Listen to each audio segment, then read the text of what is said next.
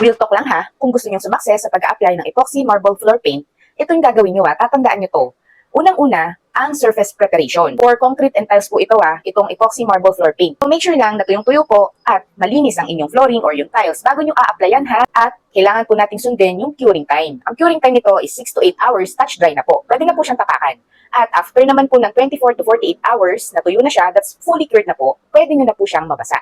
Tatandaan nyo po yun. Babasahin nyo rin po yung instruction bago po kayo mag-a-apply para wala pong masasayang at wala din po kayong sisisihin. Kasi lahat po ng bagay sa mundo ay merong tamang proseso. At pag hindi po nasunod ang tamang proseso, malamang po hindi nyo rin po magugustuhan ang resulta at masasayang po yung pera nyo.